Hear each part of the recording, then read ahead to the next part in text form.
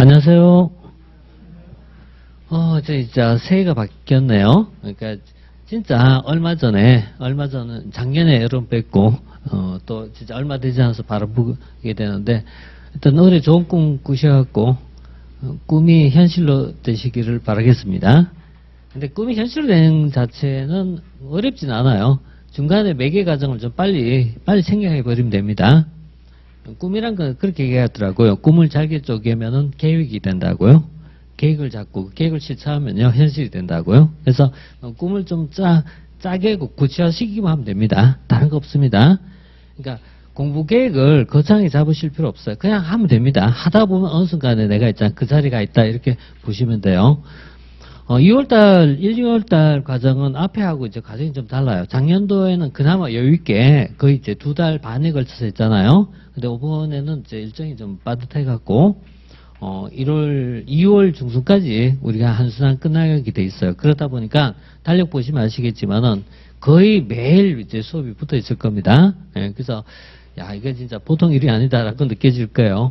그래서 그 힘든 시기가 이제 1월달, 2월달에 요것만 잘 지내시면요 그다음부터는 넘어가는데 조금 쉬워집니다. 그래서 요것만 좀 힘들더라도 잘 참고 좀 가져가십시오. 요것만 잘 참으면은 그 다음에 설 명절도 또 넘어갈 수가 있어요. 요 고비만 넘기면 그 다음부터는 무풍제됩니다. 이제부터. 일단 이제 첫 시간이니까 뭐 이렇게 이런저런 OT 좀 얘기하려고 생각은 했지만은 뭐 최대한 좀 줄이려고 합니다. 왜냐면은 제일 처음에 10월달, 9월달, 10월달 강의할 때, 10월달이죠. 10월, 11월 할 때 조금 얘기한 부분이 있어요. 그래서 그 부분 좀 이제 참고하시고 본론 좀 바로 좀 들어가서 우리 수업 진행하도록 할 겁니다. 그래서 뭐 첫 번째는 단기별 강좌 일정에 대해서는요 아주 간략하게만 말씀 좀 드리고 그 다음에 뭐 바로 이제 본론 좀 들어갈 겁니다.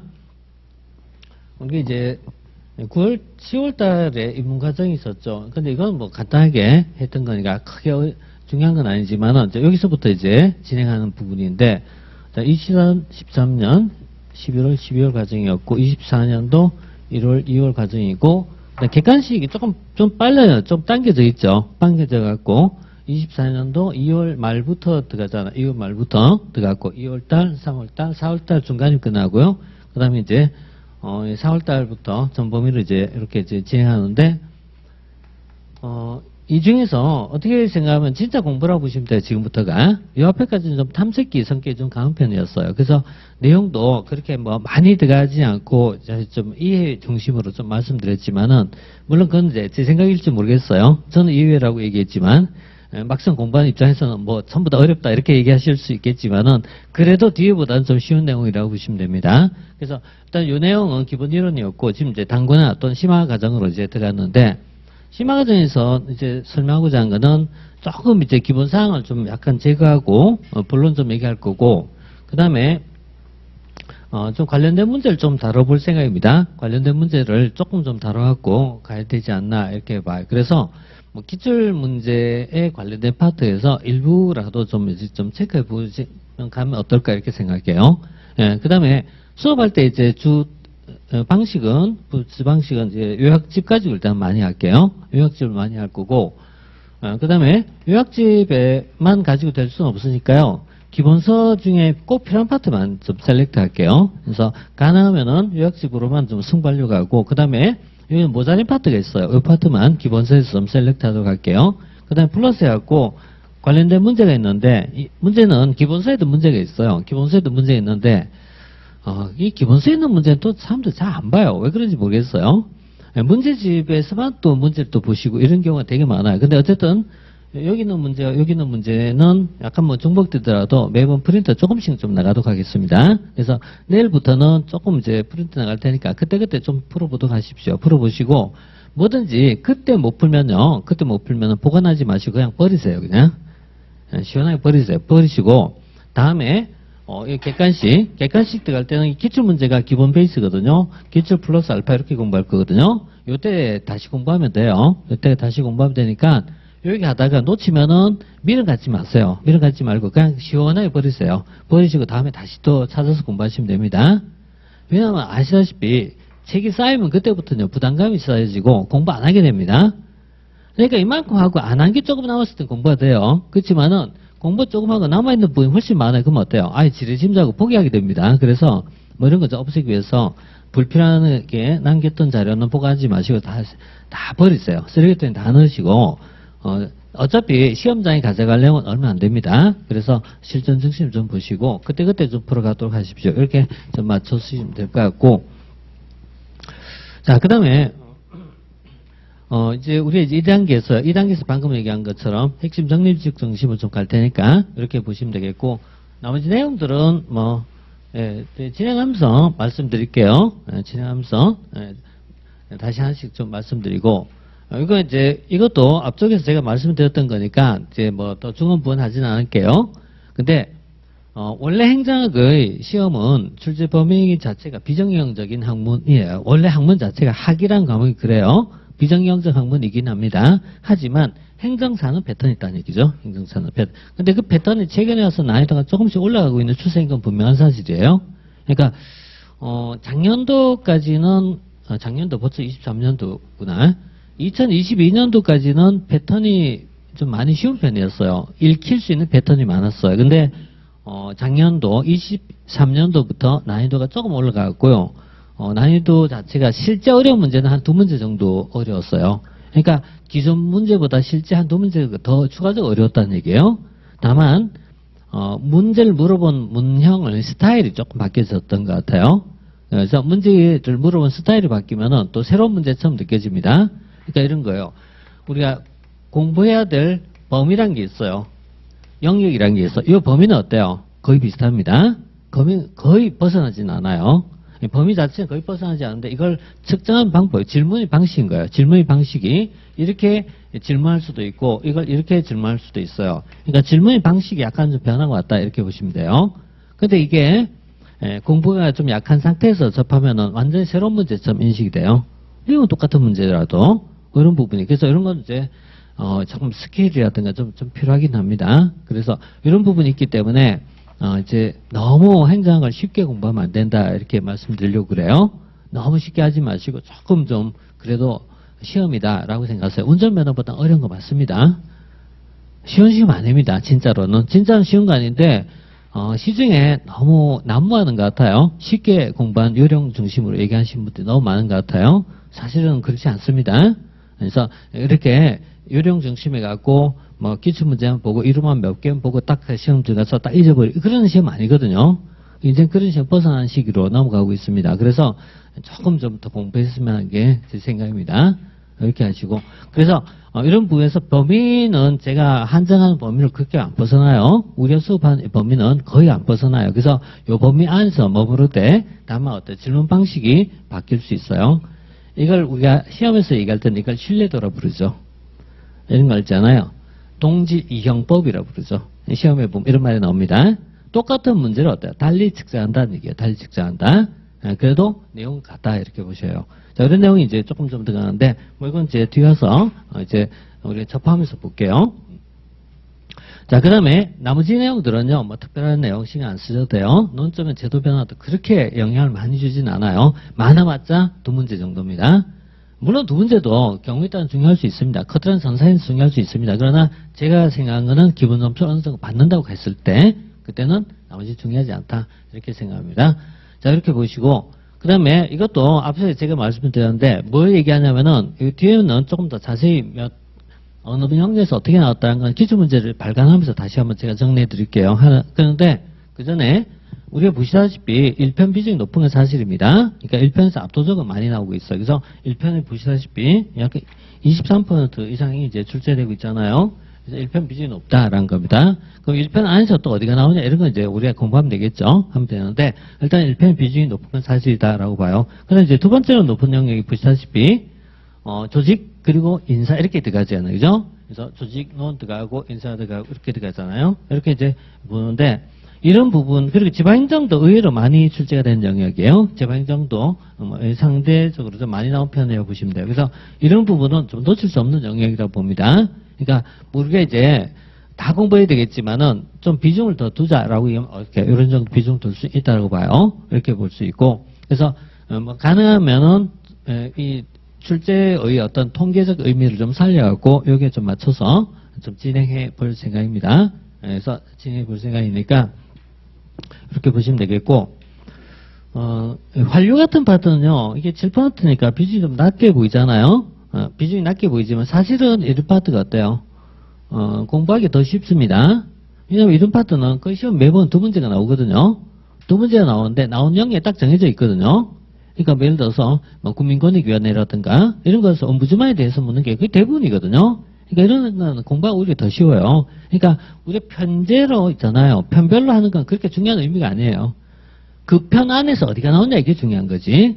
1편 안에서 뭘 묻느냐 이게 중요한 거지. 또는 7편 안에서 뭘 묻느냐 이게 중요한 거지. 그래서 이런 거는 근데 이걸 너무 요령 위주로 갈 수 없기 때문에 지금은 그냥 쭉 펼쳐 얘기하는 건데, 이제는 조금씩 액센트를 조금만 더 둘게요. 조금 더 두고, 그래서 1편 안에서는 특히 뭘 봐야 된다, 이렇게 조금 더, 액센트를 조금 더 두면서 가도록 하겠습니다. 자, 그래서 뭐, 편별 분류는요, 이렇게 좀 보시고, 이런 거는 뭐냐면요, 필요할 때 미리 한번 적어두시고 하는 건 좋아요. 미리 적어두면 이른바 동기부여가 되거든요. 공부를 할 때, 이쪽 파트 좀 열심히 하겠다, 이런 동기부여가 되는 거예요. 그래서, 뭐 그런 면에서는 의미가 있어요, 이게. 의미가 있고, 다음에 할 때는, 이번에 자세히 들어갈 거예요. 이거 언제냐면은, 다음에 우리가 문제풀이 하는 시점 될 때는, 이보다 더 세트를 더 잘게 나눌 거예요. 더 잘게 나눠갖고, 해당된 파트에서 좀 더 강하게 좀 얘기할 겁니다. 이렇게, 진행하는, 전체적 범위 이렇게 좀 살펴봤습니다. 이렇게 보시고, 그 다음에, 본론 다시 넘어가서 보면요. 뭐 유형 분석은 이제 통과하겠습니다. 통과하고 이제 여기서 1편부터 이제 테마 1부터 바로 좀 진행할게요. 진행하고 그래도 뭐 행정학 처음 공부하신 분 계시니까 행정학은 과거 오래된 분류 방식은 7편 7개의 편제로 나누는 게 가장 일반적입니다. 그래서 아까 얘기했던 7개 편제에 따라서 이제 분류했던 거고요. 자, 이제, 행정의 개념이 뭐냐, 뭐, 이런 정의부터 해갖고, 템포를 좀 빨리 가서 볼게요. 자, 첫 번째 보면은, 국가의 변천과 정부 간에 대한 부분이 다루고 있어요. 이게 이제 왜냐면은, 행정의 영역은 이런 거예요. 우리가 이제 앞으로 다루는 제일 중요한 단어가 두 가지 단어를 얘기할 거예요. 시장이란 말과 정부란 두 가지 단어를 앞으로 얘기할 겁니다. 시장이 중요한지 정부가 중요한지 이걸 얘기할 거예요. 그리고 행정이 지난 20세기 이후 역사는 시장과 정부 중에서 무엇이 더 효율적인가 이걸 얘기한 파트예요. 이 두 가지 얘기했는데 시장과 정부의 개념을 얘기하면서 뭐 이런 내용이 이제 자연스럽게 나올 수 있는데 시장과 정부가 있는데 어느 게 더 효율적이냐 이렇게 물을 때요. 원래 이제 순수 자본주의 경제학에서는 어느 것이 중요하다? 시장이 더 효율적이다 이렇게 본 거예요. 시장 자본주의는. 근데 이와 달리 사회주의 경제가 있어요. 사회주의 경제는 어느 것이 더 효율적이냐 물 때는요. 당연히 어느 것이 더 효율적이다? 국가나 정부가 더 효율적이다 이렇게 보는 거예요. 그래서 정부가 더 효율적이라고 보는 시각이 있다면은 경제를 얘기할 땐 이걸 있잖아요. 계획경제라고 이제 보통 표현해요. 계획경제 이렇게 이제 표현하고요. 그 다음에 시장경제는 보통 자유경제 또는 시장경제 이렇게 부릅니다. 자유경제 또는 시장경제 이렇게 부릅니다. 이렇게 보고요. 이 정치적으로 얘기한다면 이 순수 자본주의입니다. 정치적 의견 순수 자본주의고요. 정치적으로 얘기한다면 순수한 사회주의가 되겠죠. 순수한 사회주의가 되겠죠. 이렇게 볼 수 있어요. 이렇게 보고 그 다음 시장이라는 거는 자율적으로 운영되는 데 비하여 정부나 국가는 통제된 시스템하에서 운영되고 있어요. 이렇게 보는데 그러면 지구상에 있는 많은 국가들은 이 두 개 중에 어디에 속하냐 물으면 두 개 다 어느 한쪽에 극단은 없어요. 대부분 다 어때요? 이 중간에 있을 수 있습니다. 이런 게 중간에 있을 수 있는데 이 중간에 있는 것이 우리가 이제 중도 개념이거든요. 중도적 개념인데 여기에 정부가 개입한다 이렇게 쓰거든요. 정부가 개입한다 이렇게 쓰고 그래서 이 중간적 영역 하에서 대부분 다가 운영되고 있어. 그런데 이와 같은 것이 이제 사회의 흐름이 변화가 몇 가지가 있어요. 사회 흐름이 변화에 따라서 이게 오른쪽 왼쪽 이동하게 되거든요. 보통 이제 얘를 우파라고 부르고 또는 보수라고 많이 불러요. 이게 우파라고 부르고 이쪽을요 좌파 이렇게 부르고 그 다음에 이걸 진보 이쪽을 보수 이렇게 많이 표현합니다. 그래서 보수적 성향과 진보적 성향 이렇게 이제 두 가지 가지고 많이 이제 설명하고 있거든요. 여기 두 가지 개념 가지고 설명하는데 이게 어느 쪽이 답이 있는 게 아니라 상황하고 연결된 파트예요. 상황 연결된 파트예요. 그러니까 원래 서구는 두 개 중에 어느 쪽을 지향하냐면 당연히 우파가 강합니다. 시장 경제가 강하거든요. 시장 경제가 강한데 이쪽이 영역이 강했는데 이 부분이 이렇게 왼쪽으로 이동하게 된 사건이 발생합니다. 이거 뒤 가서 다시 천천히 얘기할게요. 천천히 얘기하니까 이게 경제공황이거든요. 경제공황이 발생하면서부터 어때요? 정부 개입이 강화되기 시작했거든요. 그래서 이렇게 연결됐던 고리가 이 경제공황이 발생했던 시점이에요. 그 이후부터는 정부 개입이 정당시되고 당연하다라는 것이 쭉 이어진 거예요. 쭉 이어지다가 이 흐름이 다시 오른쪽 가게 된 중요한 사건이 하나 발생합니다. 이 사건의 발생이 바로 유가 파동 이후에 나왔던 신자유주의 등장이거든요. 그래서 1970년대, 그러니까 1929년도거든요. 1930년대 이후에 왼쪽으로 많이 이동하다가 오른쪽 이동하게 된 것이 1970년대 이후에 유가 파동이 나오고 지정적자가 나오고 이런 상황이 와요. 요 시기에 오면서 다시 이렇게 변하게 됩니다. 그런 흐름이 이제 기본 흐름이거든요. 그러니까 지금 흐름이 이제 여기 있어요. 그래서 이쪽 강조하는 입장을 이른바 신자유주의 이렇게 부르고 대부분 다 왼쪽으로 지향하면 이걸 뭐 어때요? 복지주의라는 말을 쓰기도 하고요. 오른쪽을 가면은 자유주의 이렇게 많이 쓰기도 합니다. 이렇게 해서 두 가지의 흐름 속에서 운영되고 있어요. 이게 흐름되고 운영되고 있는데 이런 게 이제 우리가 있잖아요. 예를 들어 부동산만 해도 그렇지 않습니까? 부동산만 하더라도 우리 이제 지난 전 정부 때는 부동산 가격이 폭등하니까 정부가 개입해서 막아라 이렇게 얘기했잖아요. 그때 또 현 정부 들어서는 정부는 좀 축소해라 또 이렇게 얘기한단 말이죠. 그러니까 이런 내용이 이제 양쪽에서 계속 오가는 또 시소 게임이라고 보시면 돼요. 자, 이런 내용하고 연결된 파트가 국가 변천에 대한 정부관입니다. 정부는 도대체 뭘 추구해야 되냐 이런 문제. 그래서 말씀드린 것처럼 어때요? 행정의 영역은 시장과 정부 중에서 어느 것이 더 바람직한 이걸 묻는 내용이에요. 물론 정답은 없습니다. 왜? 얘가 해도 실패할 수 있어요. 이걸 시장 실패해야 되는 거고 이쪽에 해도 실패할 수 있어요. 이게 뭐죠? 정부 실패해야 되는 겁니다. 그래서 둘 다 존재하기 때문에 어느 게 답이라고 얘기할 수는 없어요. 그래서 결국 모두 협력이 필요하다라는 이른바 거버넌스라는 개념을 이제 그다음 가져오게 되는데 그래서 앞으로는 요 세 가지만 우리가 용어를 익혀두시면 돼요. 1번 시장, 2번 정부 개입, 3번 거버넌스 이 세 가지입니다. 그래서 초기에는 시장에 의한 자율성을 강조했지만 다음에 아니야 정부가 개입해야 돼 이렇게 본 거예요. 정부가 개입해야 돼 이렇게 보다가 아니야 정부도 개입이 제대로 되지 못할 수가 있어. 그럼 어떡할래? 해서 나온 것이 거버넌스라는 개념으로 보시면 돼요. 이 내용이 국가론에서 하나씩 얘기할 겁니다. 국가에서 하나씩 얘기할 테니까 이거 바로 잠시 후에 다시 이 내용부터 다시 들어갈게요. 그래서 시장에 의한 부분이 시장 실패가 존재하고 이 시장 실패가 잠깐 얘기했던 경제공황입니다. 이게 존재하고 그 결과 정부가 개입하고 그 결과 정부가 다시 또 실패할 수 있어요. 그 이후에 거버넌스 개념이 나오게 되었다. 이게 뭐 기본적인 레파토리예요. 이렇게 이제 보시고 자 일단 여기 이런 개념이었다라는 점검하고 난 다음에 앞에서부터 다시 정리해 볼게요. 자, 행정이 뭡니까? 물으면요. 뭐 간단히 이렇게 얘기하면 돼요. 이게는 행정 개념 정의 수백 개 중에 하나일 뿐입니다. 수백 개 중에 하나입니다. 다만 이렇게 보시면 돼요. 행정이란 뭐냐 물으면은 국민적 요구를 충족하는 정부의 활동이 이렇게 정의되면 간단해요. 간단하게. 그러면은 국민적 요구를 충족하기 위한 이 말을 바꿨으면 이렇게 써도 돼요. 행정의 수요를 충족하기 위한 이렇게 써도 돼요. 바꿨으면은. 그래서 이 자리에다가 행정의 수요를 충족하기 위한 이렇게 써도 돼요.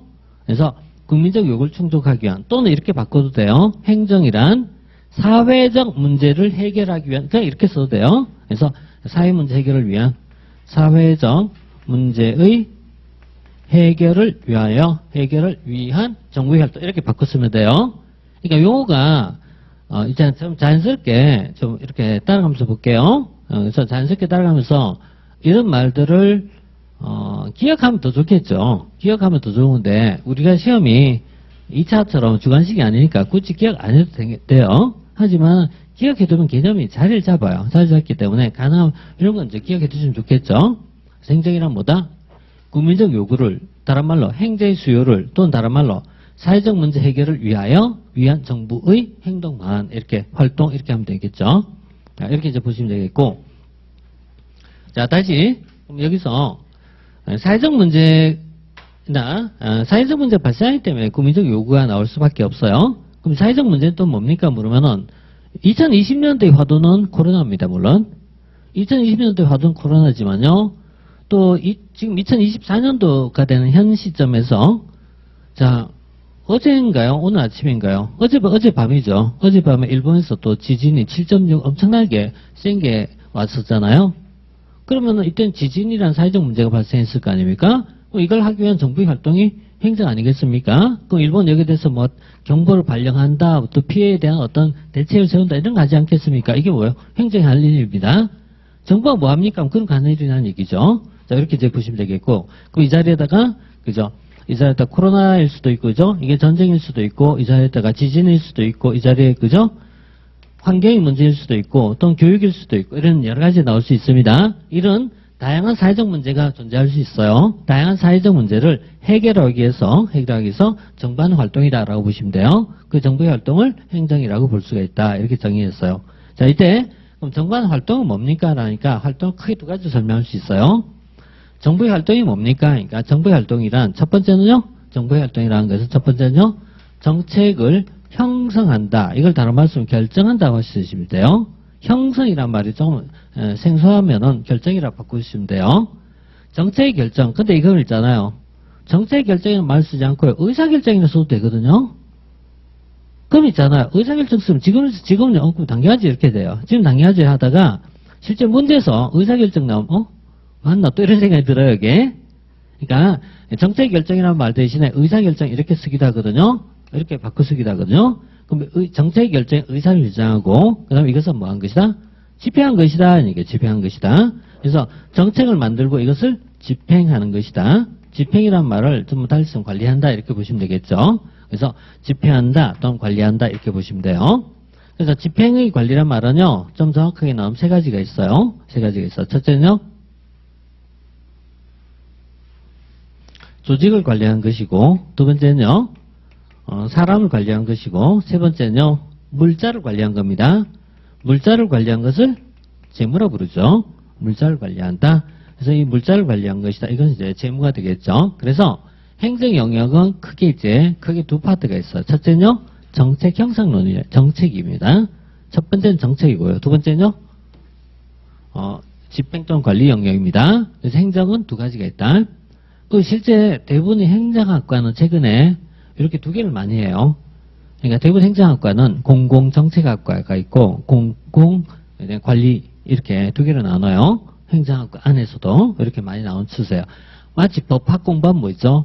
법학은 두 개로 하잖아요. 공법이냐 사법이냐 이렇게 얘기하잖아요. 그죠?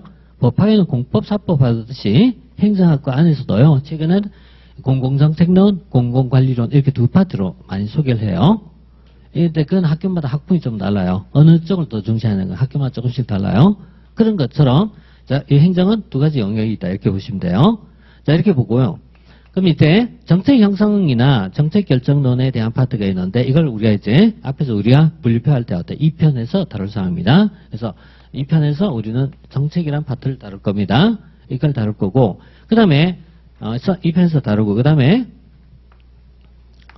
이제 3편에서 조직론을 다루고요. 그 다음 4편 인사행정, 5편 재무행정 이렇게 해서 행정이 이제 편제입니다. 행정 편제가 쭉 이렇게 이어집니다. 이렇게 이제 쭉 이어지고요. 정책이란 파트는 좀 자세히 들어가면요. 정책이란 파트는 다음에 이 세 가지 정책을 설명합니다. 우리가 정책이란 말을 쓸 때 정책의 본질은 세 가지가 나오는데 첫째는요. 분배 정책 두 번째는요. 규제 정책 근데 세 번째는요, 재분배 정책. 이렇게 해서 세 가지가 정책학에서 가장 기초가 돼요. 정책은 뭐 있습니까? 물어보면 뭐 있다? 이렇게 세 가지가 있어요. 분배 정책. 분배 정책은 주로 뭘 한 것이다? 공공 서비스를 나눈 것입니다. 그래서 얘는요, 주로 공공재라든가 공공 서비스의 분배와 관련된 파트예요. 그래서 대표적인 것은 보조금을 주거나 또는 뭐 교육 서비스가 이런 것입니다. 이런 것이 교육, 의료 이런 겁니다. 예를 들어서 의료, 교육, 치안 이렇게. 그러니까 이제 행정학에서는 항상 어떤 표현을 많이 써요? 서비스 이런 표현을 많이 써요. 서비스 이렇게 많이 씁니다. 이런 게 행정학적 특성이라고 보시면 돼요. 서비스. 예를 들어서 사법은 어때요? 사법 서비스라고 부르거든요. 그러니까 재판이라는 과정이나 경찰의 작용을 권력으로 인식하지 않고 뭐로 본다? 서비스 개념을 본다. 이게 영미식 개념이라고 이해하시면 돼요.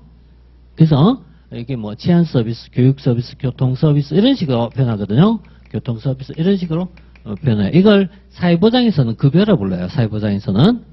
그러니까 행정학의 표현이나 사회학의 표현이나 법학의 표현이나 동일한 사항을 가지고 말만 달리하고 있다. 말만 달리하고 말장난한다 이런 얘기예요. 소위 말하면 말장난한 거게. 그래서 말장난한 것이 행정학에는 서비스라고 표현하지만 그죠? 방금 얘기했지만 어때요? 이 사회보장 파트는 급여 또는요 급부 이렇게 부르거든요. 급부 이런 식으로 표현하거든요. 그게 뭐가 다릅니까? 뭐 다르긴 뭐 달라 똑같죠? 똑같은 이제 말을 그렇게 부를 뿐입니다. 자 이렇게 표현하고요. 그 다음 두 번째는요 규제를 한 것이다. 규제를 한 것인데 이 분배와 규제에서 보통 우리가 규제란 말은 뭐 인간이 허간이 가장 약한 단계가 우리 법화에 보면 제일 약한 단계를 우리가 신고라 하죠. 신고가 있고 그 다음에 등록이 있죠. 신고, 등록, 인가, 허가, 특허 이런 식으로 가잖아요. 이런 것이 그중에 대표가 인허가죠. 이런 걸 우리가 보통 규제라고 부르죠.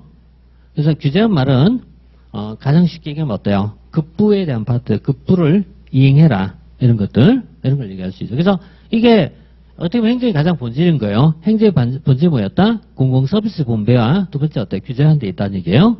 이 가장 본질이라고 보시면 돼요.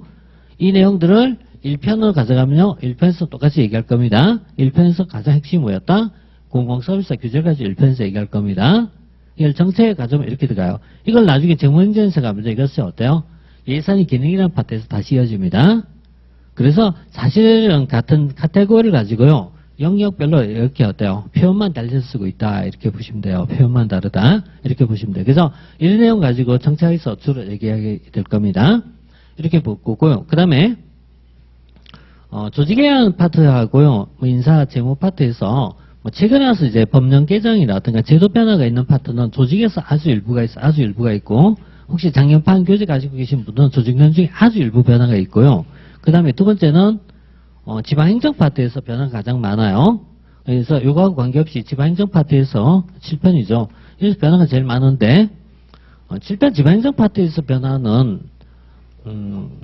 어떻게 보면 굉장히 큰 변화입니다만은 시험에서 물을 때는 한정적일 수밖에 없어요. 그래서 시험에서는 뭐 결국 뻔한 내용을 물을 수밖에 없는데 그래도 뭐 나이 제한인 나이 변경 이런 건 대부분 아는 부분이니까 이거 뒤에 가서 한번 다시 정리는 하겠습니다만은 지금 추세로 봐갖고는 우리 시험 칠 때까지 바뀌지 않을 것 같아요. 왜냐하면은 현재 지방제도 중에 이제 큰 특징이 우리가 이제 사법상 민법상 성년은 아시다시피 민법상 성년은 19세잖아요. 19세가 성년이잖아요.